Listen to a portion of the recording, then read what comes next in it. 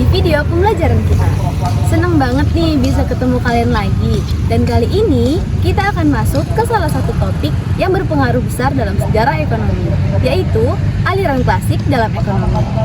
Aliran klasik ini berkembang di abad ke-18 dan 19 dan membentuk banyak ide yang masih kita kenal sampai sekarang. Udah pada siap belum nih? Oke, kita mulai ya dengan tokoh yang paling terkenal, yaitu Adam Smith.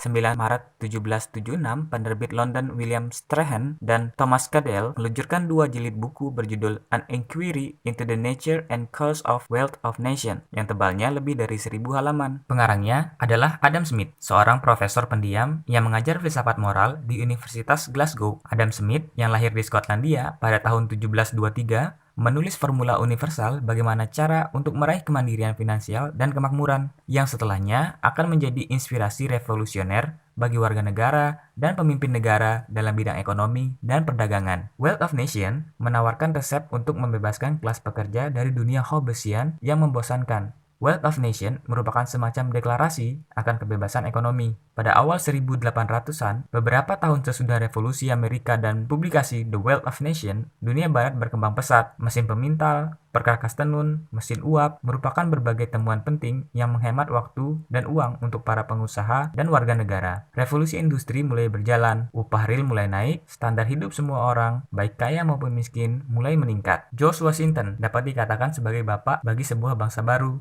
Sedangkan Adam Smith adalah bapak bagi ilmu baru, yakni ilmu kemakmuran. Smith menamakan modelnya sebagai sistem kebebasan alamiah. Dewasa ini, para ekonom menyebutnya sebagai model klasik. Tantangan terbesar Smith adalah meyakinkan orang lain, terutama legislator, untuk mengadopsi modelnya. The Wealth of Nation bukan sekedar untuk mendidik, tetapi juga membujuk. Smith melihat saat itu di Inggris dan Eropa pada umumnya, tidak banyak terjadi kemajuan, karena adanya sistem yang kuat yang dinamakan merkantilisme. Apa itu merkantilisme? Merkantilisme percaya bahwa ekonomi dunia adalah stagnan dan kekayaannya tetap, sehingga satu bangsa hanya bisa berkembang dan mengorbankan negara lain, misalnya melalui monopoli dan kolonialisme. Bagaimana produksi dan perdagangan dapat dimaksimalkan sehingga menghasilkan kekayaan universal dan peningkatan kaum buruh?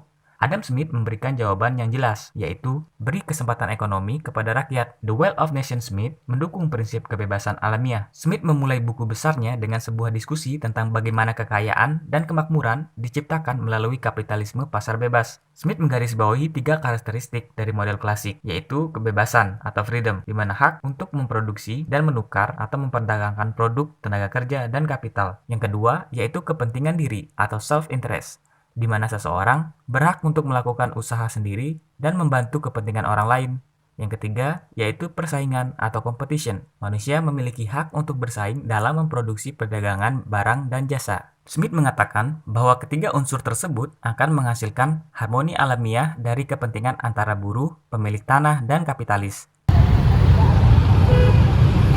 Adam Smith ini bisa dibilang sebagai bapak ekonomi modern, berkat pemikirannya yang sangat maju di zamannya. Salah satu teori Smith yang terkenal adalah invisible hand atau tangan tak terlihat. Maksudnya invisible hand adalah suatu kekuatan pasar yang bisa mengatur harga dan keseimbangan sendiri tanpa perlu campur tangan pemerintah. Misalnya, ketika permintaan suatu barang naik, otomatis harga akan naik. Tapi begitu harganya tinggi, produsen akan termotivasi untuk memproduksi lebih banyak barang itu. Nah, hasilnya pasokan bertambah dan harga turun lagi ke tingkat yang lebih stabil.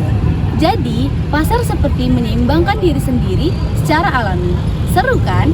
Dan sebagai fun fact, konsep ini juga jadi salah satu dasar dari sistem kapitalisme, di mana orang berlomba-lomba untuk mengembangkan bisnis dan mencapai keuntungan tanpa banyak intervensi dari pemerintah.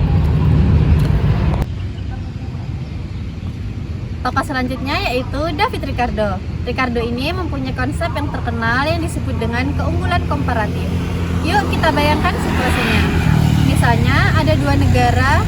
Negara pertama punya keahlian dalam bikin kain dengan biaya lebih murah. Sedangkan negara kedua lebih unggul dalam produksi kopi. Nah, kalau kedua negara ini fokus di bidang yang paling efisien buat mereka dan saling tukar barang, keduanya akan mendapatkan keuntungan yang maksimal. Jadi, masing-masing negara bisa lebih hemat sumber daya karena mereka bekerja di bidang yang paling dikuasai. Ricardo ini memberi pemahaman bahwa perdagangan internasional bisa membawa keuntungan bagi semua pihak, bukan cuma menguntungkan satu negara saja. Dengan konsep ini, kita jadi bisa mengerti kenapa perdagangan antar negara sangat penting di dunia sekarang ini. Meskipun teori ini dikemukakan berabad-abad lalu, ide Ricardo tentang spesialisasi dan keuntungan dari perdagangan masih sangat relevan hingga saat ini, terutama menjelaskan hubungan ekonomi antar negara. Bayangkan betapa jauh ke depan pemikiran Ricardo ini. Selanjutnya, kita akan membahas materi tentang mekanisme pasar alami. Para ekonom klasik ini punya prinsip dasar yang sangat penting, yaitu keyakinan mereka bahwa pasar bisa menyeimbangkan diri sendiri secara alami. Artinya, mereka percaya kalau harga dan jumlah produksi, barang atau jasa di pasar bisa saling menyesuaikan tanpa perlu ada kebijakan atau campur tangan langsung dari pemerintah. Misalnya, ketika ada barang yang langka, otomatis harganya akan naik. Produsen lalu akan terdorong buat produksi lebih banyak barang, supaya bisa meraup keuntungan lebih besar. Pada akhirnya, pasokan akan bertambah dan harga akan turun kembali ke tingkat yang lebih stabil. Nah, bayangkan kalau pemerintah terlalu sering ikut campur, misalnya dengan menetapkan harga tertentu yang jauh di atas atau di bawah harga pasar. Hal ini justru bisa mengganggu keseimbangan pasar dan membuat produksi jadi tidak efisien. Makanya, para ekonom klasik cenderung skeptis terhadap intervensi pemerintah karena mereka merasa pasar lebih mampu mengatur dirinya sendiri. Menariknya, prinsip ini juga menjadi dasar dari gagasan ekonomi pasar bebas yang sampai sekarang banyak diterapkan di berbagai negara. Baiklah, salah satu hal yang perlu ditekankan dalam aliran klasik ini adalah pentingnya kebebasan individu atau invisible hand itu sendiri. Para ekonom klasik percaya bahwa orang yang berhak untuk menentukan atau mulai bekerja, berinovasi dan juga memulai berbisnis mereka. Kebebasan ini dianggap juga bisa membuat masyarakat itu jauh lebih kreatif, lebih produktif, dan juga lebih termotivasi untuk memulai bisnis mereka. Contohnya, bayangin aja kalau kamu punya bisnis yang brilian dan bisa menjalankan ide itu tanpa perlu banyak aturan yang membatasi. Pasti kamu jadi lebih semangat dalam menjalankan inovasi dalam bisnis tersebut. Nah, contoh yang bisa kita lihat yaitu ada perusahaan-perusahaan yang besar yang ada di zaman sekarang ini, terutama yaitu startup teknologi yang awalnya dimulai dari ide bisnis kecil dari garasi rumah hingga sampai sekarang bisa menjadi perusahaan yang besar.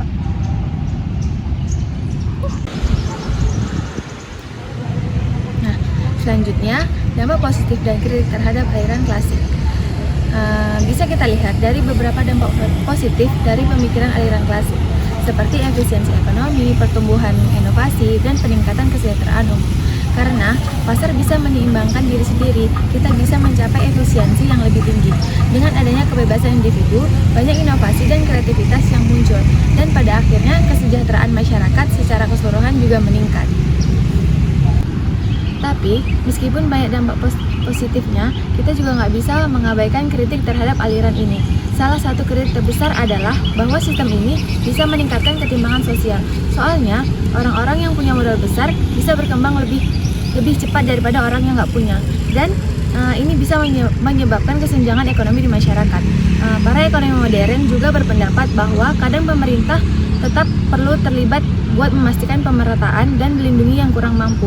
Contohnya, aliran Keynesian yang muncul di abad ke-20 mulai mengusulkan peran aktif pemerintah untuk menjaga stabilitas ekonomi, terutama saat krisis atau resesi.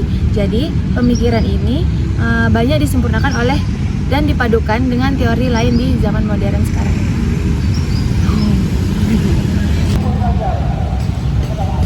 Jadi, itu dia pembahasan mengenai aliran klasik ini.